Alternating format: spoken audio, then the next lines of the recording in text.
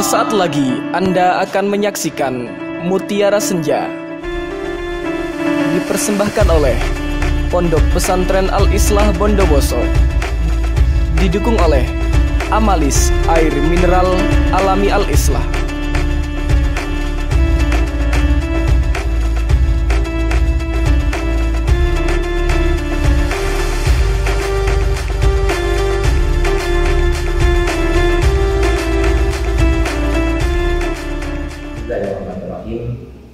Assalamualaikum warahmatullahi wabarakatuh.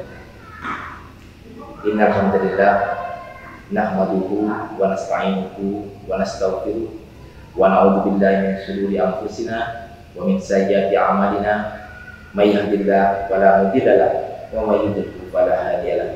Asyhadu an la ilaha illallah wa asyhadu anna Muhammadan abduhu wa rasuluh. Allahumma shalli ala sayyidina Muhammad wa ala ali sayyidina Muhammad. Amma ba'du. Sahabat Mutiara Senja yang dirahmati Allah Subhanahu wa ta'ala dimanapun Anda berada, setiap kali memasuki bulan Ramadan, banyak ulama, banyak masyayikh, banyak guru, banyak asatidz mengutip satu ayat dalam Al-Quran, yaitu firman Allah dalam surah Al-Baqarah ayat 183 yang berbunyi, A'udzu billahi minasyaitonir rajim, ya ayyuhalladzina amanu kutiba 'alaikumusiyam kama kutiba 'alal ladzina min qablikum la'allakum tattaqun. Ya ayyuhalladzina amanu kutiba 'alaikumusiyam, wahai orang-orang yang beriman, diwajibkan bagi kalian untuk berpuasa.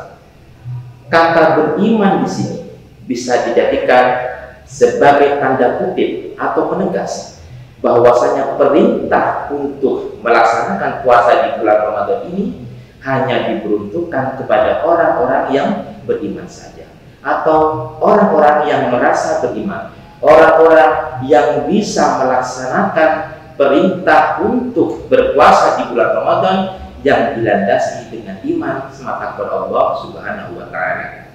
Kama kutiba 'alal ladzina min qablikum la'allakum tattaqun.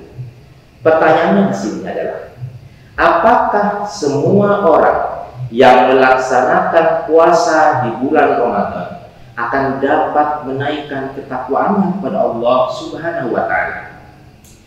Tentu saja tidak, karena indikasinya adalah bagaimana niatan kita, bagaimana landasan kita, apa yang menjadi dasar kita untuk melaksanakan perintah puasa di bulan Ramadan ini. Banyak yang menyampaikan beberapa hikmah ya, dalam tausiah bahwasanya berpuasa Ramadan ya, dapat dijadikan sebagai latihan untuk menahan hawa nafsu, dapat dijadikan sebagai latihan untuk merasakan penderitaan orang-orang yang tidak mampu. Pendapat ini tentu saja tidak bisa disalahkan dan pendapat ini tentu saja benar. Tapi tidak mudah bagi semua orang untuk merasakan ya. Jadi dengan puasanya tersebut tidak mudah bagi semua orang untuk merasakan penderitaan orang-orang yang tidak mampu tadi, atau juga tidak mudah bagi semua orang untuk menahan hawa nafsu dengan latihan puasanya tadi. Faktanya, ya, ketika siang ya kita banyak-banyak mengumpulkan takjil gitu ya. Ketika siang kita banyak mengumpulkan persediaan-persediaan untuk dikonsumsi atau dihabiskan ketika waktu berbuka, bahkan terkadang sampai membabi buta, dan apakah ini tidak termasuk ke dalam hawa nafsu?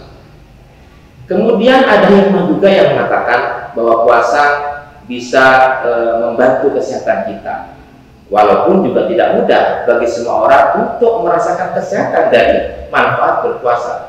Karena buktinya ya, walaupun secara medis ya para dokter memberikan bukti-bukti akademis bahwa puasa bisa menyembuhkan berbagai penyakit, tapi tidak bisa dipungkiri ada beberapa penyakit yang tidak diperbolehkan untuk berpuasa. Jadi indikasi dari kenaikan takwa kita dari hasil berpuasa adalah apa yang menjadi niat kita, apa yang menjadi landasan kita. Tentu saja landasan kita adalah senantiasa untuk mendapatkan ridha Allah Subhanahu wa Ta'ala. Kemudian ada yang bertanya lagi, apa sih amalan-amalan utama yang bisa kita lakukan sementara kita atau di saat kita melaksanakan puasa di bulan Ramadan ini? Tentu saja yang pertama adalah kita harus memperbaiki kualitas sholat kita. Ya. Kalau di bulan-bulan sebelum Ramadan kita tidak biasa melakukan sholat jamaah di masjid, maka di bulan Ramadan ini mari kita naikkan kualitasnya dengan berjamaah di masjid. Kalau di bulan-bulan sebelum Ramadan kita tidak terbiasa melakukan sholat sunnah, salah satunya adalah misalkan sholat sunnah rawatib, maka di bulan Ramadan ini mari kita perbaiki kualitasnya. Kita tinggal kita laksanakan sunnah-sunnah yang diajarkan oleh Rasulullah SAW. Salah satu hal yang mudah, salah satu sholat sunnah yang mudah untuk dilakukan untuk training kita mungkin adalah sholat sunnah rawatib. Walaupun ada perbedaan ulama, yang sedikit perbedaan ulama mengenai jumlah rakaatnya, ya jumhur ulama mengatakan 10, kemudian ulama dari mazhab Hanafiyah mengatakan ada 12. Ya kita tinggal kita pilih. Ya, yang lebih utama adalah yang melakukan sholat sunnah rawatib. Jadi kita tidak perlu memperdebatkan mau pilih yang 10 atau yang 12. Kemudian yang kedua, kita bisa meningkatkan konektivitas kita dengan Al-Quran. Kenapa konektivitas?